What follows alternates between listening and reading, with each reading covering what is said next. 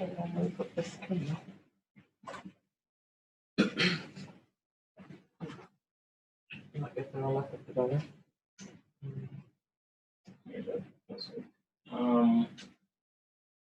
Can the screen be shared? Yeah.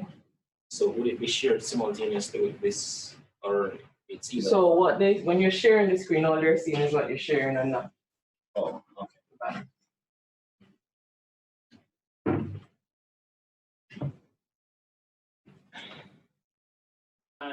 Approximately 2008, where authors published a variety of papers, and one striking paper, Why Do People Watch eSport, published in 2007. So the quantitative survey of 888 persons revealed that escapism, acquiring knowledge about the games being played, novelty, and eSport athletes' aggressiveness were found to positively predict eSport spectating frequency. Another research paper, Digital Athletes in Analog Stadium, and this was mentioned just now, comparing the gratifications for engagement between live attendance and online spectating of esports. So these authors compared the motivation of the spectators to either engage in esport online versus watching the live events at the stadium.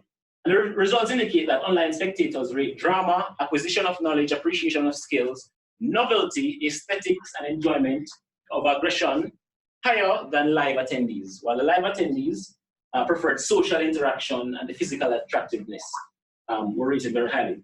And in both research papers that were mentioned just now, one thing stands out, novelty.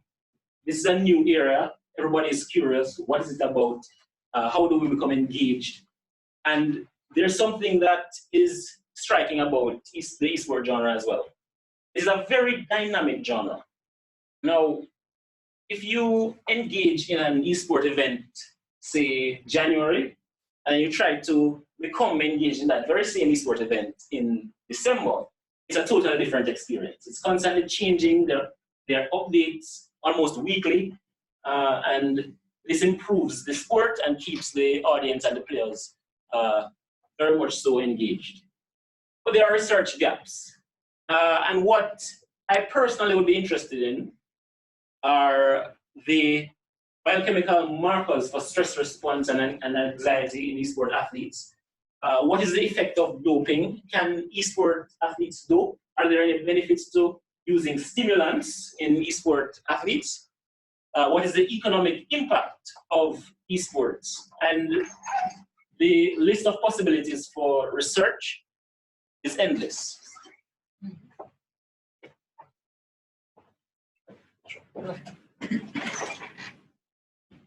So the large leagues and championships of eSport world commonly host their finals as big stadium scale events.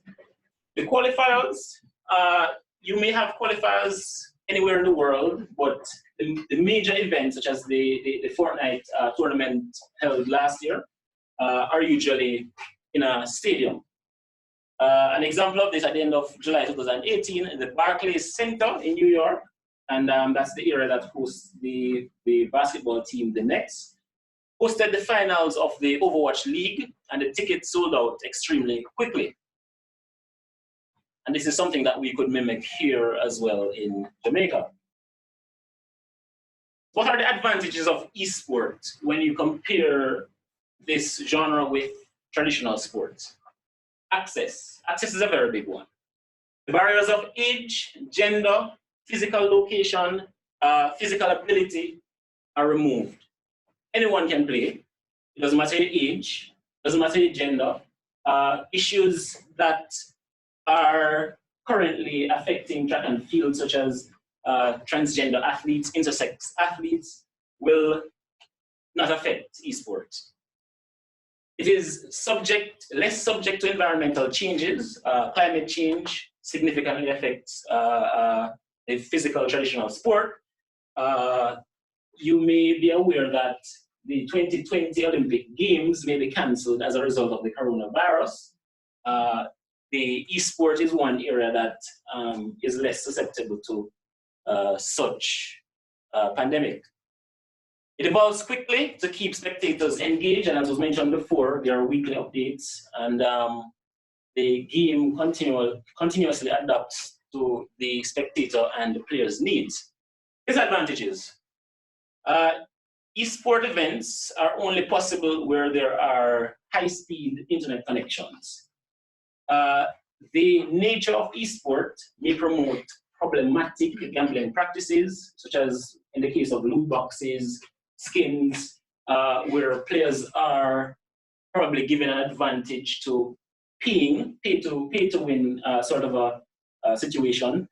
There's a possibility of cheating in eSport, and cheating in this case varies, whether it's manipulation of internet connection, player swapping, use of artificial intelligence, etc.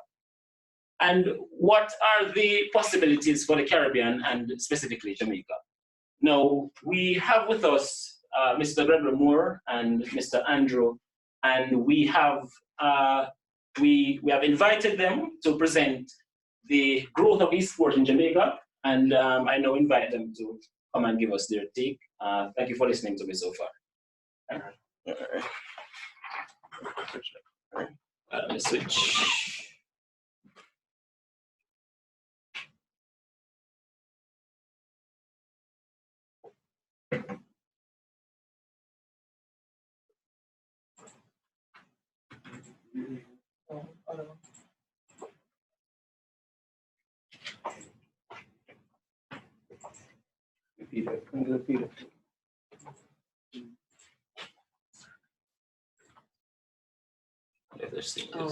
View, share. Oh, stop share Oh, first. stop share. And then Okay. share it.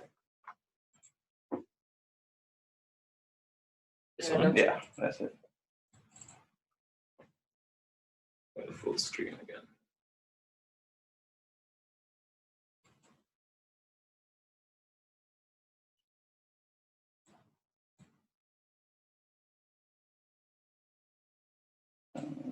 I don't know if you can full screen because of the PDF. And I can go through that if that's fine.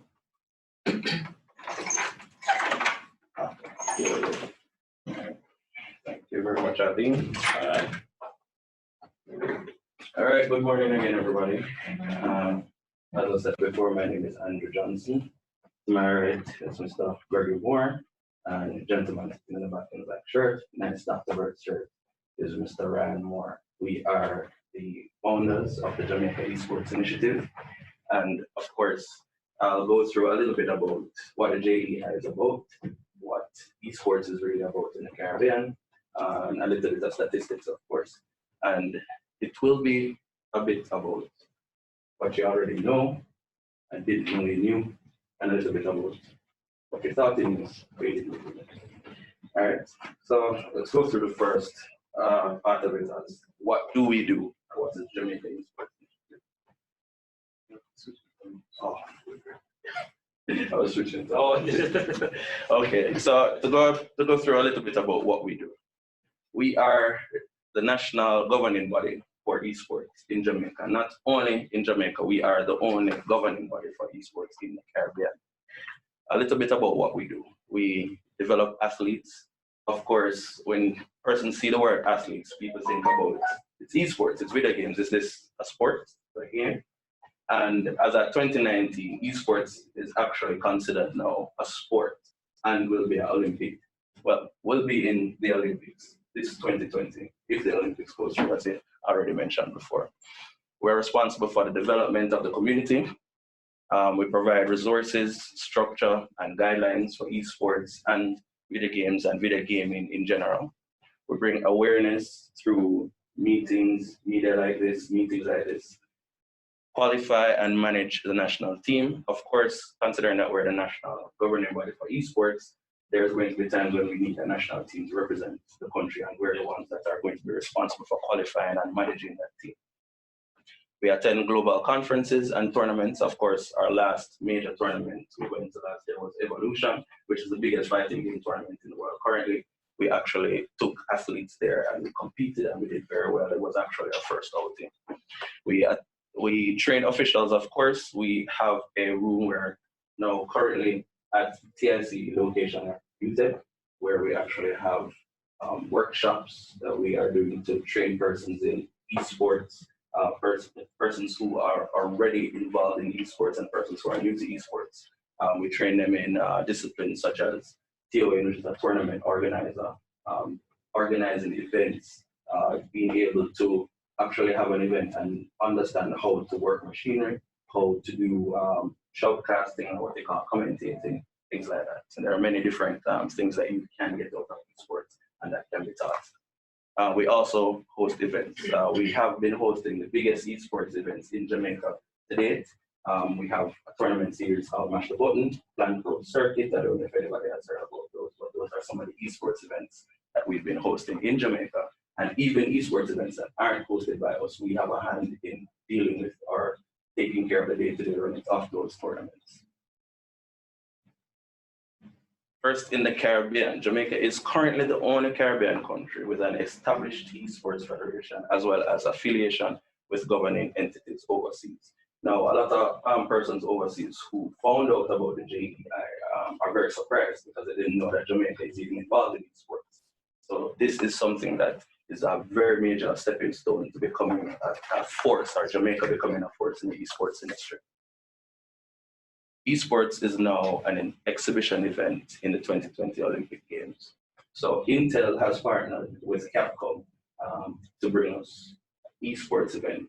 On the games that they'll be using are Street Fighter V and Rocket League. I don't know if a lot of persons may hear the word Street Fighter, which is a video game, basically two persons speaking it out. And Rocket League is similar to football, but instead of being a person or controlling a person, control motor vehicles and hit the ball in the goal. It's very popular. All right, some of the affiliated organizations. Of course, we are ratified by the Jamaica Olympic Association as the governing body for esports. Of course, we're also a part of WESCO, which is the World Esports Consortium, Pan American Electronic Sports Confederation, which is PAMESCO, and the International Esports Federation, IESF. Now, what is esports? Now, simple definition of what esports is.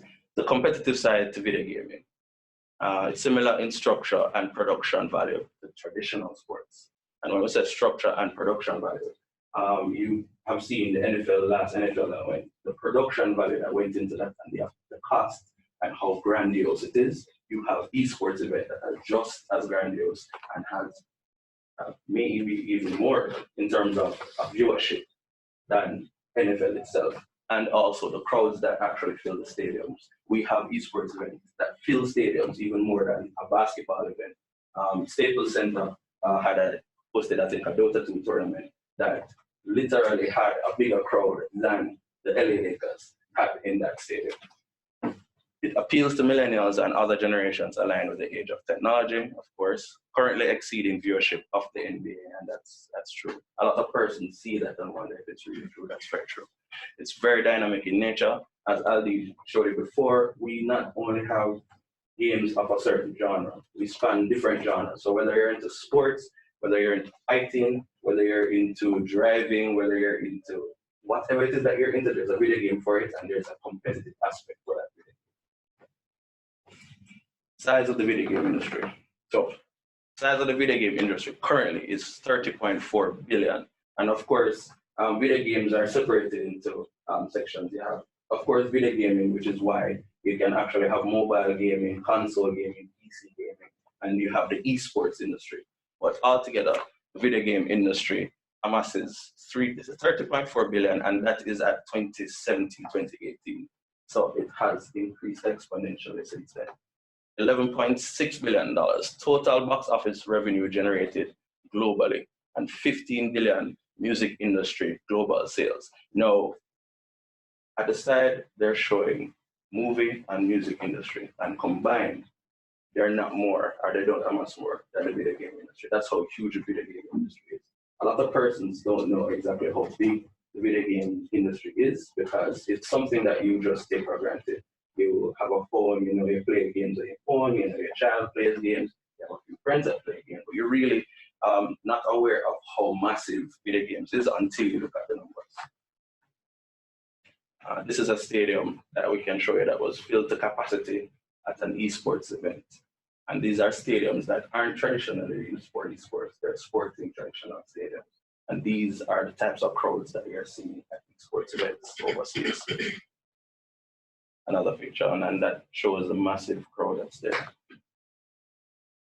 All right, we're looking at eSports tournament growth over a period of time up to 2014. Now, as you can see, if you look at the graph, you can see that growth is actually exponential. And I can tell you that since 2014, the growth has doubled. So if you're looking at current maps, you're going to be seeing a lot longer lines. Up to $40 million made in tournaments and annual prizes and large tournament prize pools. Tournament prize payouts for 2010 to 2017, as you can see, exponential growth there as well. A lot of sponsors are seeing the value of esports, especially in eyes. As for esports, you have a lot of persons who are traditionally persons who love esports, love video games, but don't want to go to an event. It has a lot of eyes, and that is what is attracting a lot of sponsors to esports. When you have an esports event, you may have 10,000 persons going to the event and 10 million people watching the event being streamed live. So that is the reach of esports currently. 2018 media comparison, the Super Bowl, and that's for 2018, had 98 million viewers for the 2018 Super Bowl. League of Legends tournament had 200 million viewers. 200 million. That's almost double the amount of the Super Bowl, and everybody here knows how big the Super Bowl is. Huge. League of Legends easily doubles that in terms of viewership. Okay, so where can you find gamers? You have different platforms that you can find gamers on, and these are some of the platforms. Twitch, this is a streaming platform that was bought for $1 billion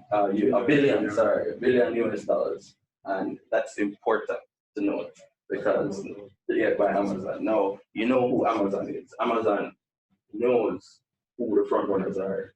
Whichever state they're in, whatever you're doing, once you're a front runner, Amazon will grab you up. And they grabbed up Twitch for $1 billion, and that's a big thing. Discord is an application that gamers use to communicate. It's a very, very, very, very, very, very flexible application. If you don't game, you can still use Discord. Similar to, it has features similar to Skype, similar to what you're using now, Zoom, and it's being used by gamers for years. It's a very good application. Over 40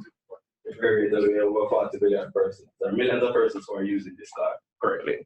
Faceit, Battlefy, Smash GG, those are platforms that you can actually use to host a tournament, and it can create automatic brackets for you, and it does much more than that. But these are just some of the applications that you can find gamers on. Twitch, 140 million users monthly. Fourth largest internet traffic. I think this is at 2017. Fourth largest for internet traffic. Largest game streaming service. And there are a lot of game streaming services that came after Twitch. YouTube is also one. Since YouTube became a game streaming service, it actually went higher in terms of the ranking. I think it's at second right now.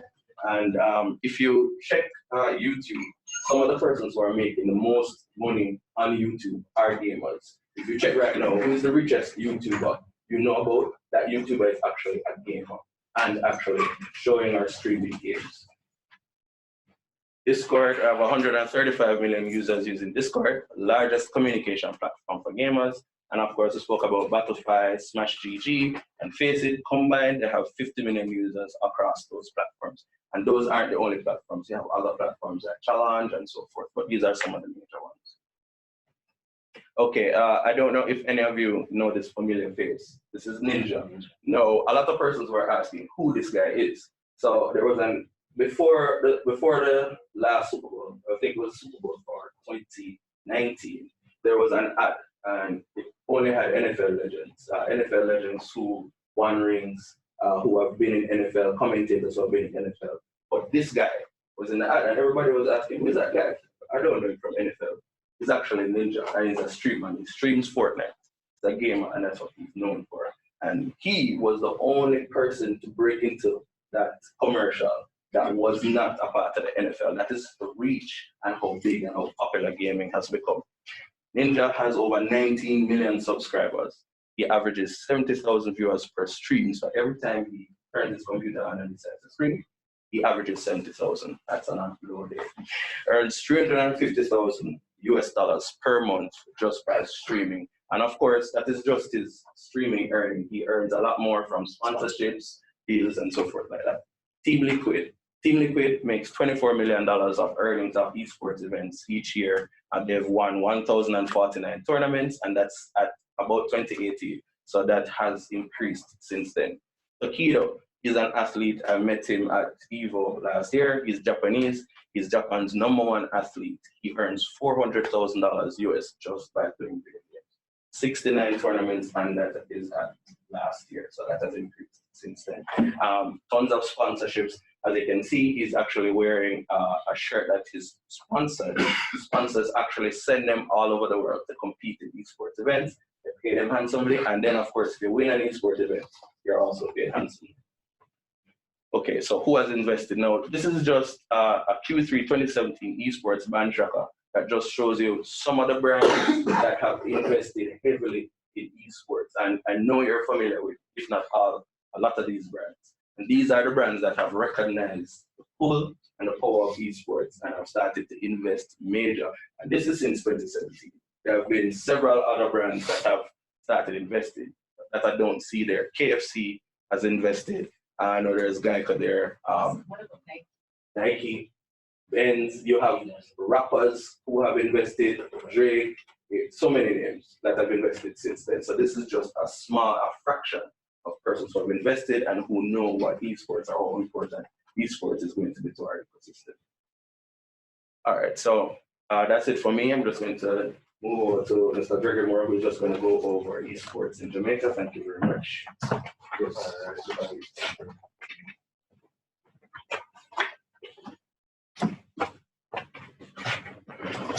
Hi, morning again, everybody. I apologize for our sound. A bit under the weather. It's not anything corona related. I knew it. I've been traveling. All right, so esports in Jamaica. What Andrew spoke about the JEI and our traveling. So that's a picture of the national team.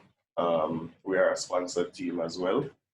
And we did go to Las Vegas. We placed within the top 10 percentile in the world, which was an amazing achievement for first time.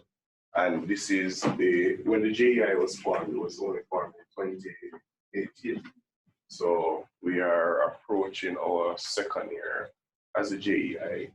Everybody you see here were pretty much homegrown, home-trained persons, because our workshops and training services basically started within that year. So these guys would have had to be at a certain skill level to be ready for a tournament in Las Vegas and prepare. We also went to South Korea in November, end of November into the beginning of December, and we also did well. That was streamed on television, and actually one of our matches, one of our strongest matches, was streamed live, and it was amazing.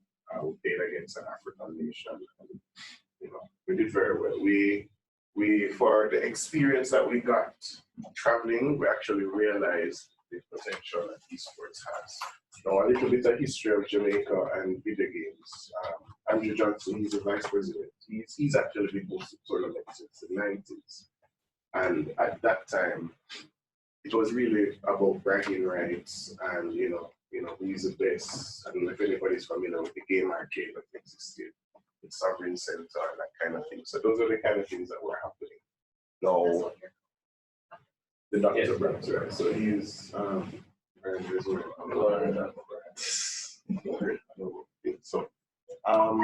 but as the years, as persons became more familiar, I think as about maybe 2013, 2014 is when the sports activities in Jamaica really started to ramp up, just because of the knowledge that started coming through the internet and the work that we were doing from the private side. Our background is video games, and that kind of led into us forming the federation. federation because the members of the federation are actually the most experienced persons in the video game industry. And there are so many tournaments popping up now, so many athletes being developed, so many persons training and understanding. Right now, we have about 6 schools that we train, like we form eSports clubs in, and we're training those persons. So JC, Georges, Ulmas, and some schools from out of town as well, Excelsior. Actually, probably more than 6 schools right now. And the aim of that is to create a championship similar to champs. And the reason why is because there is a noted, and this is a global thing, that the reason why so many sponsors are jumping on board because they are concerned that the viewership for traditional sports is dwindling just because of the shift in generations, right? How previous generations were raised were because of the age of technology, prior to the age of technology, persons played outside, played the traditional sports, whatever, and that's how those things develop. Now, because we're in the digital age, persons spend a lot of their time online, so competing online or just competing in that digital environment is what makes this generation so interested in. So because of powers that we realize that the viewership is dwindling for traditional sport, is right now a shift towards esports. But that is going to eliminate traditional sports. But at the end of the day, these powers, the aim of the game is to earn money. So if you're unable to reach to the next generation, that would be your future customer to traditional sports, you have to go where they are. So in terms of marketing, advertising, sponsorship, investments, that kind of thing is going towards that crowd, because as you saw the numbers, the crowd was millions. So what we are doing here in Jamaica is preparing Jamaica to be receptive towards that. So when it's time for the Olympics, it's going to be an exhibition event. You'll have 2 persons training for that. It's not a medal event, but it's expected to become a medal event in 2024. So we recognize this, and we know that when the time comes, when the opportunity comes, we know that we'll be ready for it, and that is why we're acknowledged by the Jamaica Olympic Association. We're expected to become full members in the coming weeks. And that's the same thing they did for skateboard. They started off with an exhibition event for skateboarding. It's a medal event. So we are now ensuring that we're going right across the country, speaking to schools, speaking to the generation who will be coming up in partnering with persons that we can partner with to encourage it. And even when I was in school, you could never bring a video game console or your Game Boy or whatever to school and cartridges because they would be confiscated, sometimes destroyed. No, one, it's hard to hide that kind of thing because persons are using a cell phone to play the games. And no, the schools are actually encouraging it. No, as Dr. Facey was saying, that is it a sport or traditional sport versus physical activity, what have you. What many teams have done, they're incorporating physical activity in esports. And so training sessions, exercise sessions, because the teams generally live just like traditional sports teams. They play together, work together, and they introduce physical activities. But it is strenuous, it's strenuous. So training for even EVO when you have the workshops, you're looking at persons practicing for up to like 6 hours a day, 8 hours a day. Sitting. And you're excited. Is it, or probably we can take it later. I'm just wondering if it's strenuous because it's addictive, or is it because of the requirements of it? Well, it's really because of the high pressure of just like with any sport, when you are training for a championship, it becomes strenuous. So it's not because of an addiction, it's because you're trying to win. You're trying to be the best at what you can know. Addictions are a different side of it, which we're also working on now, especially with parents, that kind of thing. Because it's not seen as anything important to parents. Some parents might just leave their kids to just do whatever they want to do, not knowing that you really should have some controls in place. But because of the lack of knowledge, and that's the reason why we are trying to bring so much awareness through our marketing, through involving workshops with the children and stuff. So as part of even where social development comes in, we have a problem in Jamaica with at-risk youth. And I've been in the video game industry for about 13 years. And we have persons from communities that would come and just tell us this story, what video games have done. Some guys come to repair their stuff. If we're unable to repair it, they will be like, boy, this is what keeps me off the street. This is what prevents me from doing things that, So now what is happening is that eSports will create an opportunity for some of these guys to learn a skill, not just in playing the game, but managing the resources around the game, just like any sport. You have the referees, you mentioned doping and that kind of thing. We are actually required to be aligned with an anti-doping agency for the ISF World Championship, and they do random drug tests as well. So it's not as the structured side of esports is actually managed and monitored. You have an informal industry, which you would call like the corner league people, where it's almost like anything goes. But the structured side of esports has anti-doping, anti-cheating. People get banned for life for cheating. People get banned from events. You get kicked off the team, your contract, all that kind of thing, because it is now mainstream. You do have a gambling side of it, but there's still regulatory bodies. Just like how you have any sport, right? So that is so. As it relates to the Caribbean, we formed some time ago. An alliance was formed, the Caribbean Esports Alliance, but it's kind of dormant now, simply because all the Caribbean territories now heard the work that we were doing and are now trying to streamline themselves to form. So I am literally bombarded every single day by territories, persons trying to find out what are the steps to take to do what we are doing, and it really just depends on the resources that you have available and the interest. So I always tell everybody that you have to get the interest of the government first, because these federations require you to show that you are the governing body, or not just some guys trying to earn our money or that kind of thing off of the game. So we went through that process, did all of that work, and now trying to get the territories on board.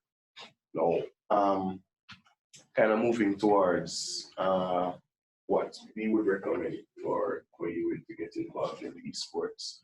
And this is kind of basic steps that really falls a lot on awareness. But the first step is always to establish an esports club or esports entity on campus. That way, you can have persons responsible for doing different, doing the work, share the work, and being able to spread the word around campus. And once you form a club or an organization, you will want to host a lot of events to bring that awareness. Now, I'm not sure if you're familiar with it, but we've been contacted by several halls. They're doing our games there, gaming night, or what kind of thing, but still, that's in the context of entertainment. And collegiate esports is a big deal, just like collegiate basketball and that kind of thing. And we really try to push these guys towards forming an esports club. There are several persons that have asked us for advice. What have you? We've spoken to a few persons on campus about the procedure, related, but I'm not sure where these persons are. So that's important. Equipment is important, just like with any sport. The beauty about esports is that you don't need a field, or you don't need a stadium. Yes, a stadium to start the activities. You literally can use a room. Whether it's computers, you're going to go towards PC gaming, or you're going to go towards console gaming. We generally recommend to start with consoles because it's more cost effective, and then you can get into the PC gaming. So getting equipment is important. Wherever it's going to be housed and that kind of thing, that's up to you guys. You do have our local arcades that we partner with. So we could always assign an arcade partner to the school where the proximity is, you do have arcades in the area that we work with that has the equipment. So whether the club can be hosted at the arcade on campus or even where the JEI is, where we encourage persons to utilize the room that we have. So for the clubs, meetings, workshops, that kind of thing. Now, being in the campus community is very important. You have a lot of gamers on campus with skill levels. Now, in order to find those guys, pull them out of the cracks that they're in, you could start to host inter-faculty, inter-hall tournaments. That's just to kind of bring things together. Now, what they do right now is that they have an admission or a cost for it. Even when we supply the equipment for free, they still charge. And when you do that, especially for university students, it's not encouraging because we know how the financial situation is with students. So we always say free and frequent. Free and frequent. Even if it's small, just have it free. You'll be surprised how large it becomes, right? And when you start to outgrow your rooms and outgrow your spaces, then you can look to increasing the production value or the quality of the event. If it was for some of these tournaments that are hosted on, it's like maybe a few screens, and there's not much quality to it. A few screens, some chairs, and that's it. Persons are not going to be willing to pay for that. Persons pay for the experience that they get. So once you start to have it frequently, people love bragging rights. I'm the best in this. I'm the top this, top this, top that. Right? That kind of experience can be created without a cost. And once that grows, then you can start to add the production value, add the big screens, add the commentating, and just like how you do in any sport. And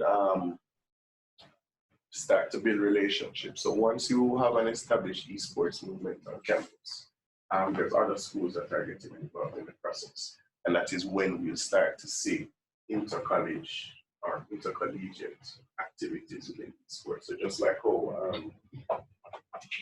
Ms. Smith here, she speaks to her a lot. We're related. And she told me about a sports thing that you guys do between campuses on the block. Right. So she contacted me and saying, is there a way we can get esports in the process? And we're really brainstorming about it, but maybe the timing, that kind of thing. So it would be good to have that, instead of esports, because you have persons that from all over the campus, and it can and will be a big deal or a big thing, for the school. So that's something I believe that, can be looked into, and encouraging other campuses to have their esports clubs and that kind of thing. Because at the end of the day, it's not going away. People play games and they'll continue to play games. And right now, if you examine the world of marketing and that kind of thing, if it's not a game, they're using something they have a term called gamification. That is also happening, because we're trying to deliver an experience that is outside of the traditional school. Because this new generation that we're talking to, they're digital people, right? Now, we are also pioneers of virtual reality in Jamaica. And we have a virtual reality center. And what the Olympics loves is the fact that you can combine physical activity with a digital activity. So one of the main issues with the Olympic body, because we speak to, through the federation, we get a lot of information on where things are going, that kind of thing. And one of the main concerns of the Olympic movement was, one, violence in video games, and two, the sitting down thing might not work, but virtual reality bridges that gap where you're doing a physical activity, but you have on a headset and you're in a digital world. So that is really new. That now we believe by 2024 it would be a virtual reality experience. So it is important, obviously seeking sponsors when you guys have your orientation day. There's a lot of companies that come on campus. Like those are people that will be willing to sponsor esports on campus. So you could have persons speaking to these different brands to get it done. we've aligned ourselves with a couple of brands as well. And when we started secondary school championship, a lot of those brands, we're doing a test of our champs coming up. And based on the success of that, it's being sponsored by Grace. And based on the success of that, now we believe that we'll be able to have a large secondary school. So basically, that is what we've been doing for the past year or two. And it's only going to be exponential. You know, last year wasn't as hard as this year is working out to be because of the amount of interest that we have. Even parents coming to us, you know, my child is just not interested in this. How can we, you know, colleges overseas, they want us to recommend colleges that have esports programs. Like Full Sail University is one of them that has a really beautiful esports center and program and that kind of thing. So there's a lot of opportunities out there for esports, and we're doing the best right now as a federation to ensure that, you know, Jamaica is ready for that revolution. So yeah, that's it for me. And I don't know if there are questions, and stuff. So you had mentioned you're speaking about being addictive versus I think he responded. oh, okay. He addressed it. But congratulations on your work. This is just very, very informative. And I'm here wondering whether I should have pushed my son who left the games into this relevance and into thing much more money.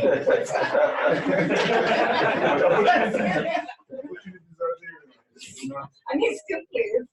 So I'm wondering, but as I listen to you, I am wondering how close is Jamaica in building its capacity to have a Caribbean eSport tournament?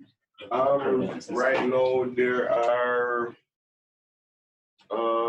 we have the Pan American Esports Federation, which there are about 7 territories in the Pan American region that are in it.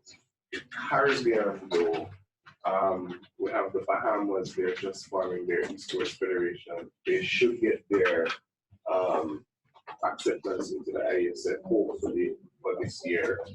So from a federation level, we still have some time to go because of the amount of countries that are in the federation. Also, there are a lot of entities in each country, but they're generally like individuals.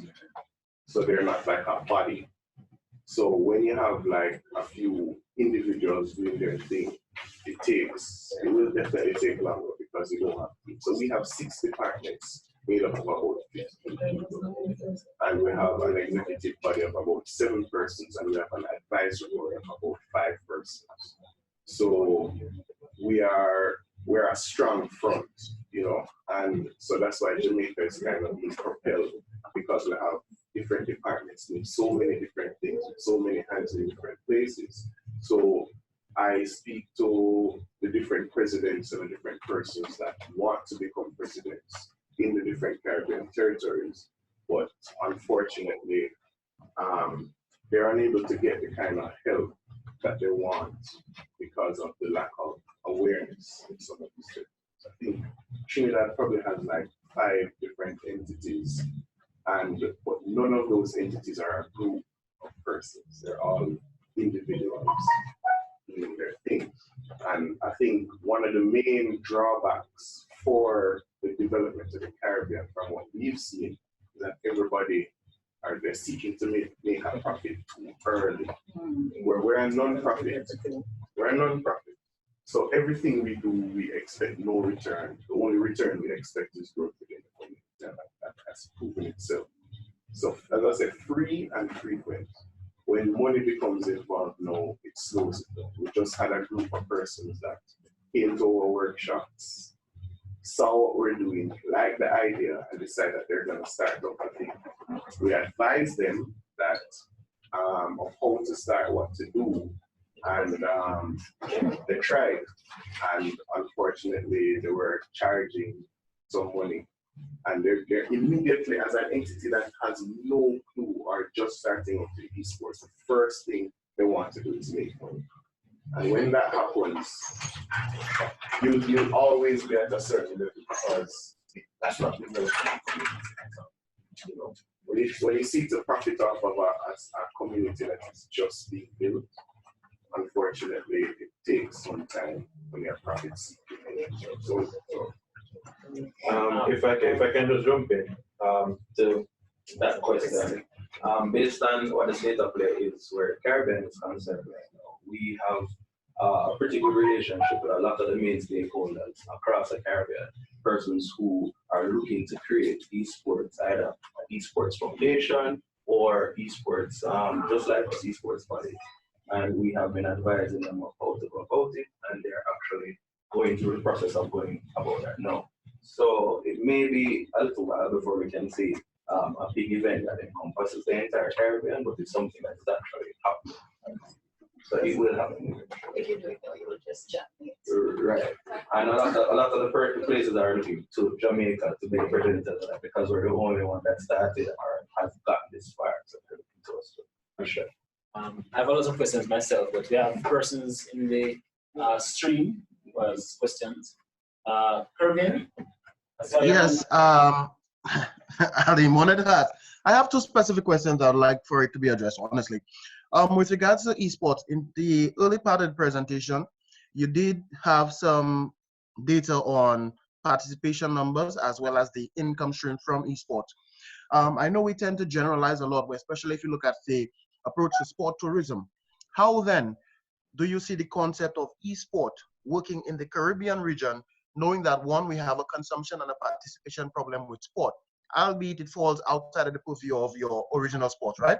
The second question is, I just want to get a response from you with regards to person's indication that esports encourage sedentary lifestyles, which goes contrary to what sport is supposed to be.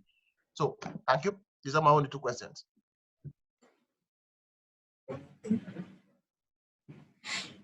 You want to answer? All right, let me start. With regards to the engagement of an audience with eSport, the audience will not be limited to the Caribbean. As was mentioned before, we may have a physical tournament with 1,000 participants, 1,000 spectators. At the same time, you have millions of viewers online. So monetizing such an event is quite easy through sponsorship. Adidas is a big sponsor of eSport, and that way we don't lose through tourism in that manner. The follow-up question is, and remind me of the sedentary lifestyle. As Greg had mentioned before, to bridge that gap, there is virtual reality gaming. eSport has the capacity to facilitate an active lifestyle. Nintendo did something very significant with regards to this when they came out with the Wii gaming platform.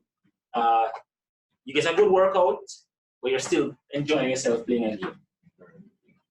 So, are those kinds of games still part of the competition? Well, currently virtual reality is in esports. The largest esports group in the world right now, they partnered with Oculus and they have esports championship. They give away about $100,000 a year in prizes. All of the main teams has at least one virtual reality player. So it is really coming up. And regards to tourism, we are actually working very closely with the Jamaica Tourist Board to bring an event to Jamaica. It will be more along the lines of an invitational where we bring athletes from overseas and combine with some of our athletes to kind of bring that flavor. So that's a discussion that's taking place. So esports tourism is also. And Roger, then Dr. Martin. Before we go to Roger, I just wanted to make one point in relation to your question about the Caribbean, as well as the second set of questions. Another factor, as Open Campus, we understand the factors of bandwidth in other Caribbean countries, especially some of the smaller islands. So that is a challenge that would have to be addressed as well. And I think UA might have, in terms of other things, we are maybe along the learning curve more than other entities, in that, for example, Open Campus has to consider all the different types of bandwidth when you're creating programs, you know, how much multimedia content is in a course or what have you. And going back to the eSport, like a eSports club or using something around the, whether it is staff games or student games, those could be good testing grounds that could then launch into something wider for a particular government. So that's one thing. In relation to the tourism aspect, just like with, for example, I don't want to like rave music, or I don't know the name for that, but rave kind of things. You see these types of events popping up in different countries or places that possibly the population of the country is nowhere near to who comes to these events. And so that is something I think maybe we need to be more aware of, because it's emerging so much everywhere else right now outside of the Caribbean. If we can be the first set in, because we have other things that, you know, we have the nice climate, we have the cultural, we have the, you know, we have the infrastructure there. It's just that we need to, if we create the events, I'm sure people will come, and it would be a good tool as well for exposure and awareness of what this really means, you know, outside of our own region, outside of our own island. So I just wanted to highlight those two. Roger? Yes, good day, colleagues. I just thank you very much for the presentation, very informative. I'm Roger Watts here in Trinidad, Open Campus Academy of Sport. The question I had is, eSport, from my understanding, is like a subset of gaming where communities come together and have specific rules of human participants competing against one another with different games. What is the prospect of the development of the games themselves in the Caribbean? What's the prospect for developing games rather than playing games from simply that were produced elsewhere? All right. Speaking towards game development, just even outside of esports, I think game development or any major kind of development. But speaking towards Jamaica, generally, traditional development for software doesn't require as much as a video game, because a video game, the budget of creating a video game is almost like that of creating a box office movie. So, and sometimes they spend the same amount of money that requires, you know. So Jamaica first, right now, we are targeting the animation and game development industry, are trying to build those industries, which we also have a hand in through our relationships and guidance. But there is some money that should be coming out towards that. And we're hoping that the different pockets of developers can be trained because you have to do animation, 3D modeling, not just, you know, coding, sound, you know, talent. You know, there's so many factors that comes into play when creating a game that we really need to have some solid infrastructure, and that is being worked on now in Jamaica. I'm not familiar with the other territories. And secondly, when it comes to esports, esports, you know, has a certain criteria now. Where it didn't have before, there's a certain criteria for esports development now. And I believe that once we have our video game industry, you know, video game development industry, you know, going, we will now be able to inject some input into it to steer towards esports development. So it's really just a matter of time, but the first steps are being taken right now. So yeah, we're actually one of our members is part of the Jamaica Game Development Hub, And through that member, we're also working with persons in game development and trying to, make that a reality right now. That's something that we're working on. Right. And finally, Dr. Martin. She was oh, No, she's on mute. She's speaking. Dr. Martin, are you hearing us?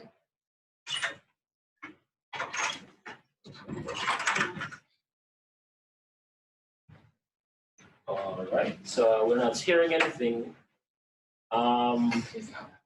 So, all right, we have the. She says she's hearing you. Oh, we're not hearing you. You can type the question if you want. Yeah. Type the question. Type the question.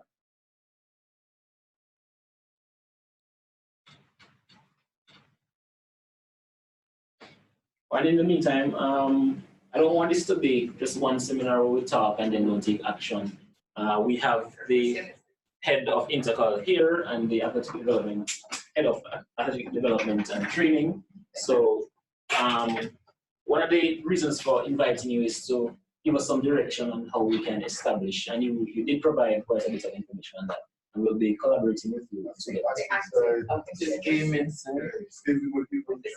Virtual reality. Gaming center. active. Dr. Martin did some research. Dr. Martin did some research with regards to active video gaming. So, because she I'm not sure why we're not yet. She uses Zoom and so on and the dance. Just dance and so on in her training. Yeah, just dance. Development. So yeah. So I don't know. So actually, that's where that is a part. So that's where the virtual reality will bridge the gap. So they do have. Yeah, so the virtual reality. Yeah, they work on that. Yeah, she did some research. That's a short piece of time. Yeah. And just one other thing with that, in terms of AI, which I hope my boss is here. Yes, he's here. I hope that it's something that we can look at for our programs where we have labs, for example. When we're saying, okay, like for Open Campus, for example, you're saying, okay, you're going to have to go to AML or come to Bona during like a summer.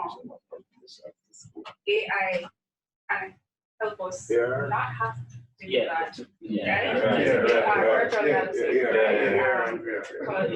And that's another type of discussion because I know that they have used, they're saying from their other arm, the virtual reality arm, to help with, like, for example, it's like setting up customer service scenarios, that type of thing. So that's another side that we as a faculty. And even our All right, until I wait for. Hold on, let me put you on speaker. Okay. Go ahead, Dr. Martin. Yeah, so see some of what I'm type. Mute or mic. So my question was related to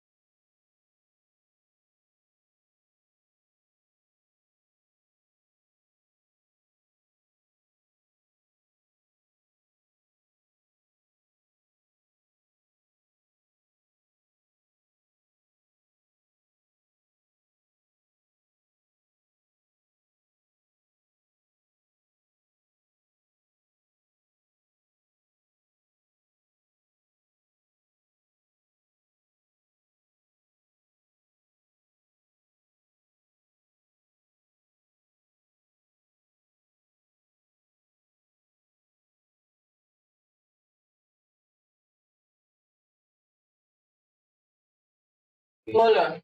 Yeah. Joey, yeah, I think the gist of what she was saying is about approaching JOA with games that are physically intensive, so that JOA probably would be more receptive to the introduction of esports, especially for schools, if we introduce them to that.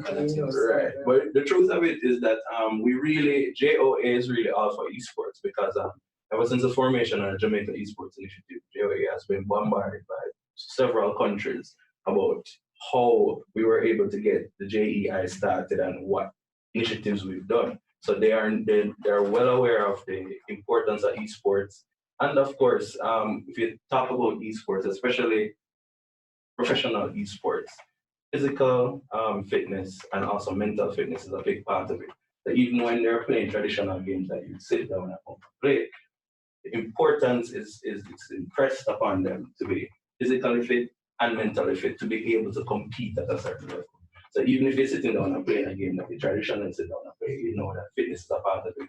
A good eating, a good lifestyle, eating right foods, and also mental acuity is also a big part of it. So that is also a part of it, even though you're traditionally sitting down and playing a game. So, most of the major esports teams overseas, they have physical like training sessions and everything. You have, for example, C9, they have a gym time in the morning. Then later on in the evening, they have in-house cooks who prepare particular meals to ensure that they are properly nourished. So even though it's a sedentary sport, the physical and mental aspect of it is serious business to them. And even for business opportunities or employment opportunities, you have esports psychologists, esports physicians, and all of that. So the industry itself has been recognized and accepted worldwide as a big business, and everything that is done in traditional sports is also replicated in that area. Dr. Martin. Gaming is Here in Jamaica. I think I have done some work with her before. With the PlayStation, what was it? And Wii. I think she got some equipment from me when I was in small world. We did some tests with that physical activity. Roger is saying gaming is also a key subject now. Didn't know that. So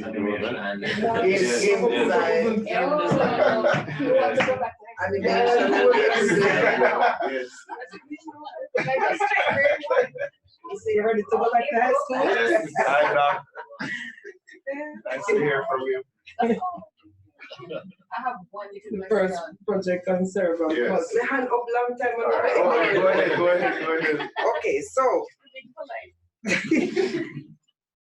I went to FSU, which is the World University Sports Federation of just the continental meeting the other day, and the same eSport came up. I think they are also planning to have eSport. They have it on their calendar already, eSport competition for the World University as part of the World University activities championship. So it's good to be hearing this, because when I heard that, I was like, okay, I don't know much about eSport, but Jamaica must can play.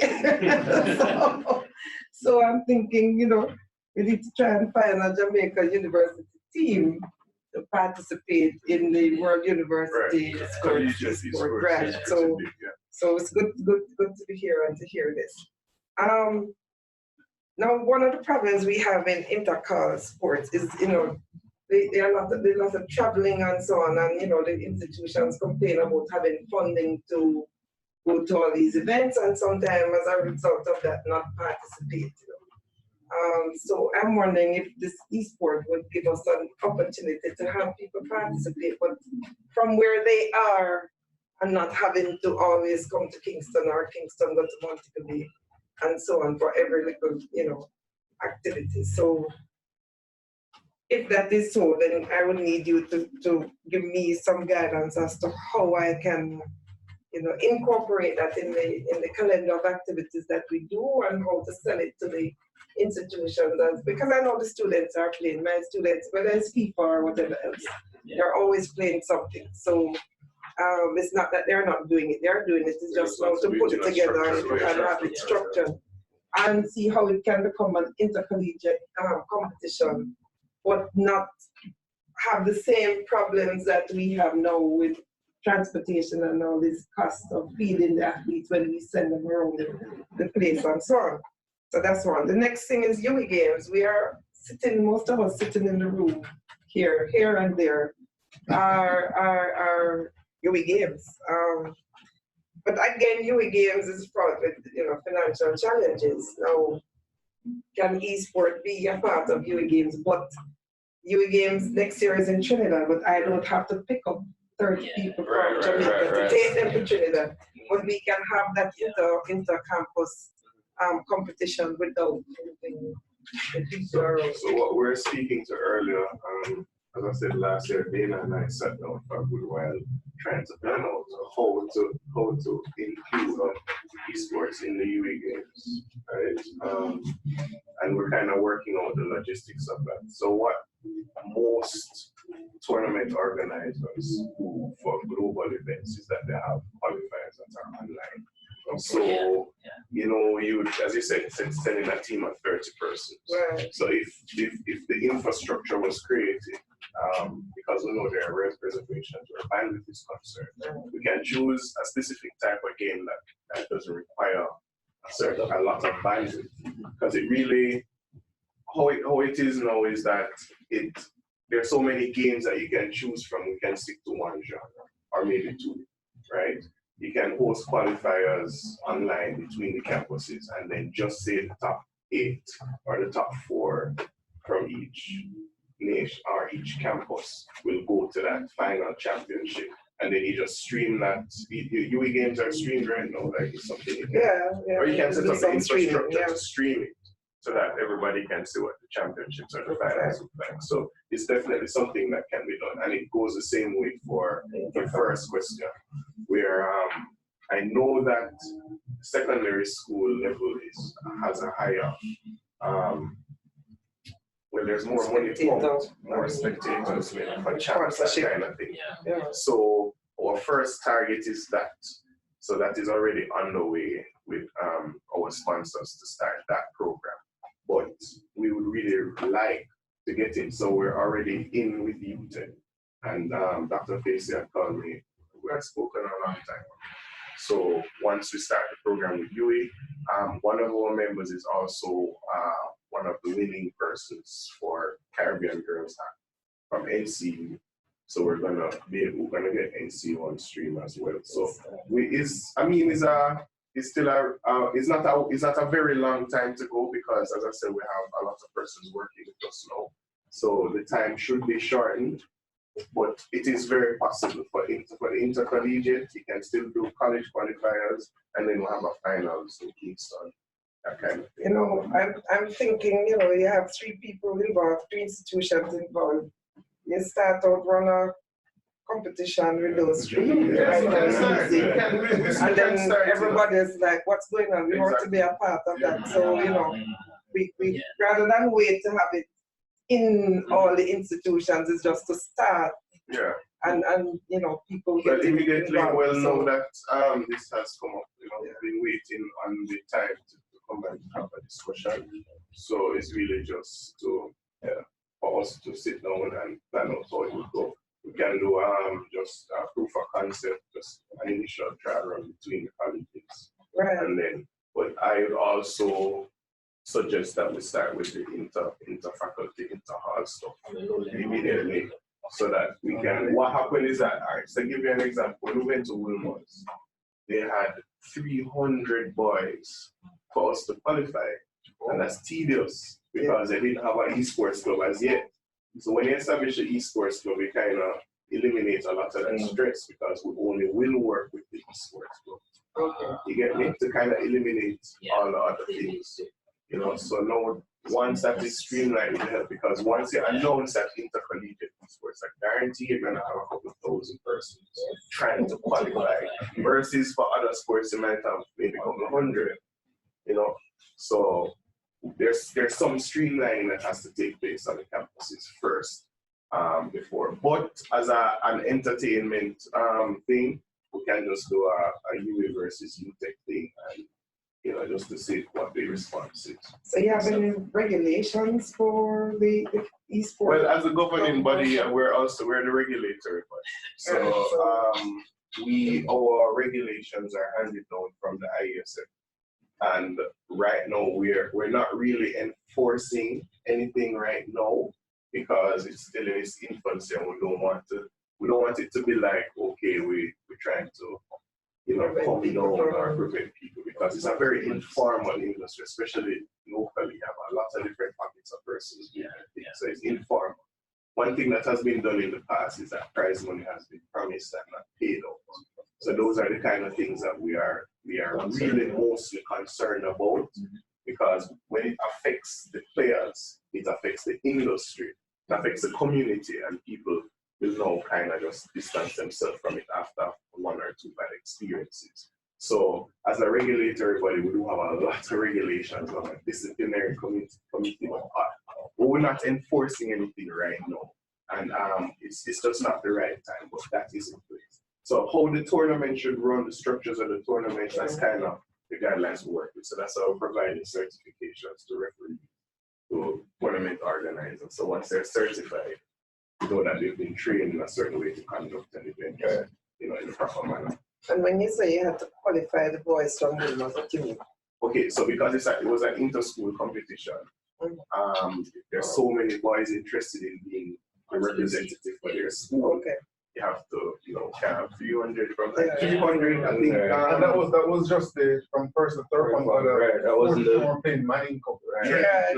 So it was just some portion. And that was just one of the schools. Every school we went to, I think George's was like 200 and so. So you had them playing different. Yeah, so we had to bring a whole lot of systems to each school just to try and they were like, all right, this is tedious, so we need to have some. But it brought the awareness, and other schools started calling saying they want to be a part of it. So when the secondary school championships actually starts, as I said, champs this year, well, next month, we'll have something, an exhibition between the schools, and that now is just for the sponsor to see.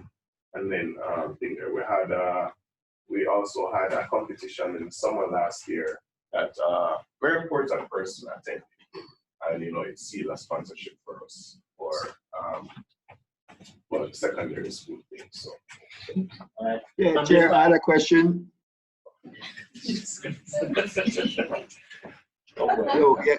Colleagues, I just wanted to reiterate Dana's point about bandwidth. But what you're describing, you're actually taking the physical hardware of the remote controls and into the schools, and so you're in the paradigm of having to operate within the physical as opposed to the internet, where a gamer could play someone on the other side of the world. Won't you reduce a lot of that logistics if your bandwidth allowed a student to log on and eliminate the opponents by way of gaming, and then the winners are the ones who progress rather than having this physical movement of hardware all over?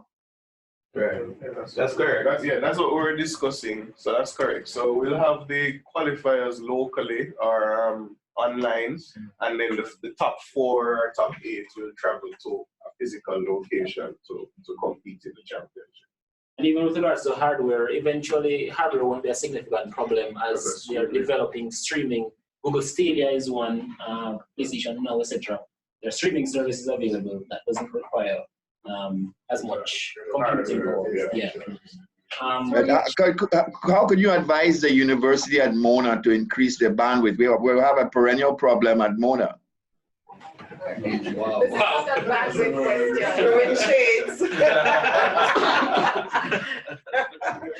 Thank you very much, Chair. My name is Connie Thompson. I'm thinking, what's the profile of a eSport player? I have seen Dr. Burns is all male. I hear you talking about going to JC, KC, boys. So I'm wondering. About the girl from NCU, though. She was the only one. Oh, I didn't hear. Sorry. She was the only one. Yeah, we do have. So do you have female playing video game, being interested in eSport, because you talk about access. So I'm thinking, and then we're talking about access, and then we're hearing about what's needed, bandwidth, internet strength, and you mentioned SES. So almost as if there's a friction between, a game that requires so little resources that provide access, but at the same time, there are these constraints. So how do you balance that to make sure that it's not a game that is projected as an elite game? I have to have a nice coach and internet and so on to play. So there are two things that I'd like to bring is that there are two organizations that are working. One is the Nathan Evans Foundation that speaks to disabilities, and the Caribbean Girls Act, which speaks to girls in ICT. So we partnered with both organizations last year, and with the Nathan Evans Foundation, we always bring video games to the events that are hosted to encourage persons within the disability range to participate in the activities.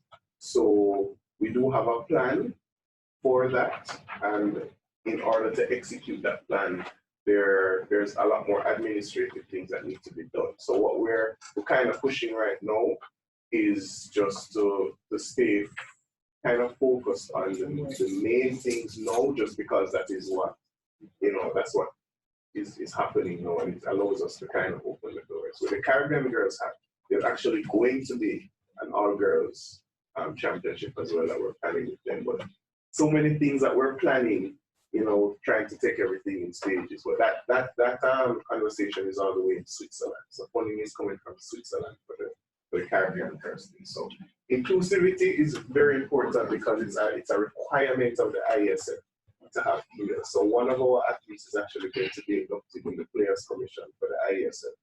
And she is a captain of one of our teams, and she's never lost. She's never lost. So she's going to be inducted in the Players Commission, and she now will also have a directive in female activities within the ISF, which is the Global Federation. So we have our sights on all of those things. So there's no one player profile. Yes, there's some dominance for male because it's a very dominating industry. And that was purposely done by marketing firms because it started off as a female dominated industry. But women spend the most money anyway in video games because boyfriends and husbands. Marketing switched to male domination, although it started as a female industry. So we're kind of just working.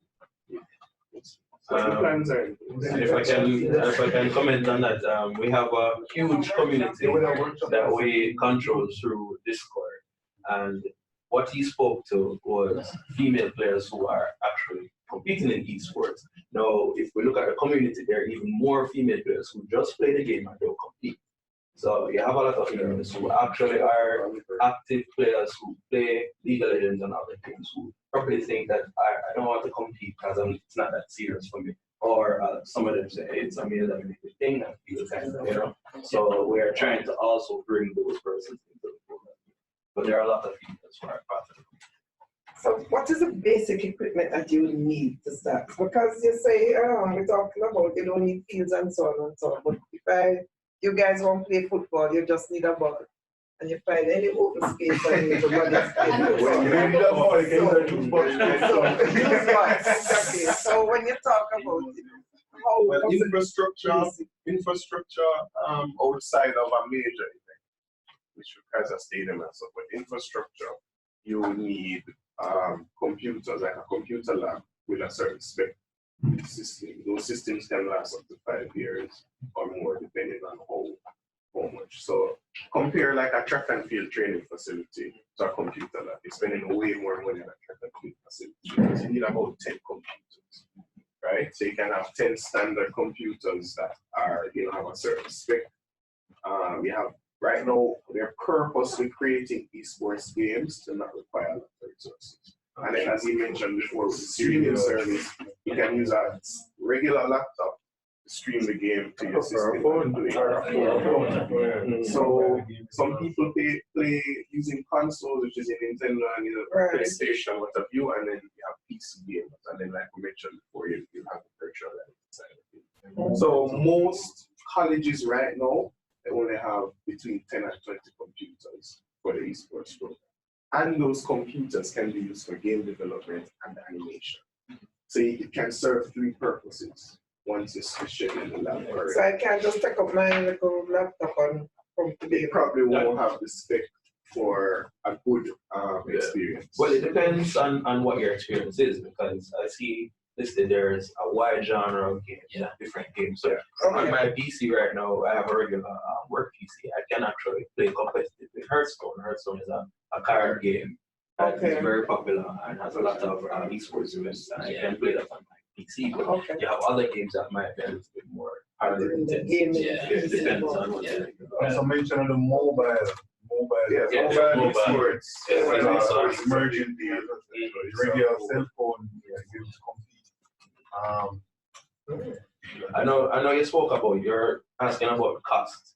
And I know everything costs, right? I mean, everything costs. But when it comes to esports, especially the cost to the person themselves, I am a sport person. I play football, I play cricket. Now, every year, before, when I was at school, we used to get bats, we used to get shoes and thing. And you get it and you play, and it's okay. When I started working, I had to buy my own equipment. And at that time, I realized that one cricket bat is $25,000. If I want the shoes, $10,000, socks. Yeah, man, I want the helmet. And I have to spend between 50 and 100,000 every year for myself playing cricket. That's cricket. For video games, I don't have to spend that much. When I purchased my console, I purchased my console for $500, and that's going to last me. Now my console has been going 5 years. Right. So there is a cost, but ultimately it is not as expensive as traditional sports. Even football, what is that? $3,000-4,000 in it last year, a couple weeks. Already. Because when you were saying, if you're a footballer, you need a football. I know as a footballer, I need a football boots, I need a football boots, I was just thinking about the ones who were not playing professionally, the ones who just wanted to put down out there and play. We're a lot focused on the developing athletes from the pro side of it, as well as the tourism side. So the casual gaming community is huge, and they all play on whatever devices.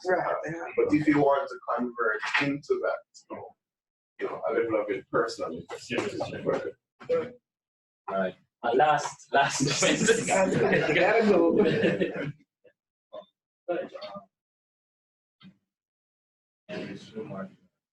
You have to talk.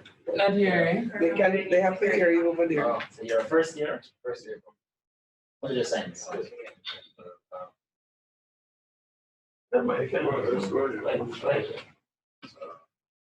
First question is, naturally I was interested in gaming around. I always wanted to play games and play English. When that comes to mind, I was about my grade because I don't see any. What's the plan for like taking video? Well, there's a game development society and a game development hub. We have active developers right now. We're actually working on creating a lab space for that, as well as some funding has been earmarked for that. So I would believe that within the next 3 years, while you're still in school here, something should be happening that you'll be able to participate in to take it. I actually just had a global game jam. I don't know if you attended that. That was about 2 weeks ago, and we had a decent amount of developers that turned out to discuss video games. So what you probably can do is you can reach out to us and we can send you some links. Or you can just kind of Google some stuff locally. But you do have a community out here, and the government is going to be investing in it. Speak up with the question, please. The mic is busy. Mic over here. You want to go close? You have to project your voice. Second question is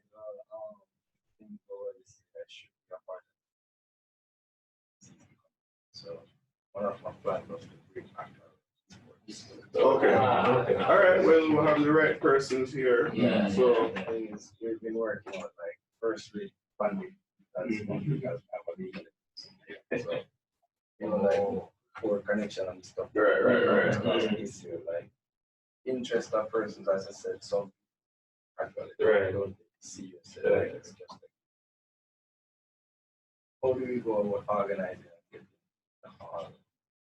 well, there are a lot of hall events. I think one just took place. Almost every hall event we are involved in our continue to participate in. The thing is, it's generally just the hall trying to make some money. And as I said before in my presentation, free and frequent. We've been partnering with UA in the game since probably for the past 12 years. And every time we come here with systems and we say $200, nobody pays. And we just say free, we don't have enough. So at the end of the day, we learned that lesson very early that we bring the equipment, let it be free, and then we use the crowd now to push what we need to push. So what we would advise you is that anybody who is doing a tournament on campus, one, communicate with the other halls, and two, don't charge students. You know what I mean? Try to find another way to market or sell something. You know, sell drinks, sell something, sell snacks. If you're going to charge to play the game, it will always keep you things. And one other tip is I would say start small. Don't expect to start something day one and expect 100,000 people turn up. Once you have consistency, once you have a proper quality and consistency, it's going to grow so fast. I have personally, I'm, as I said, but I need to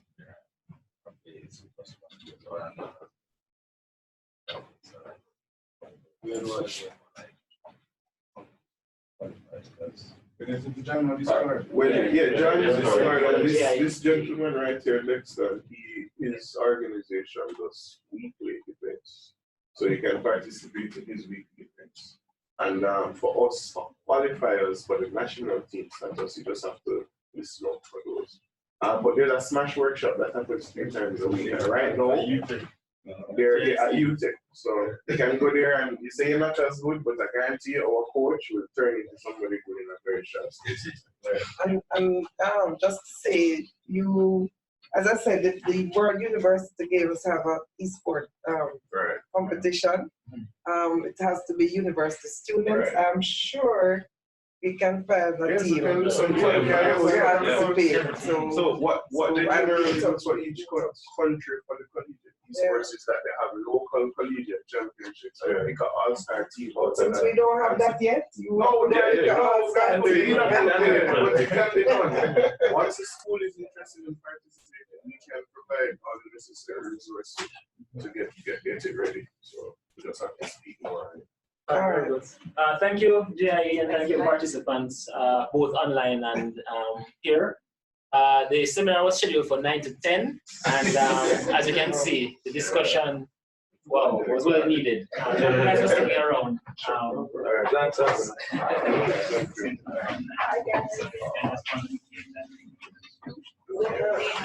Goodbye, good people.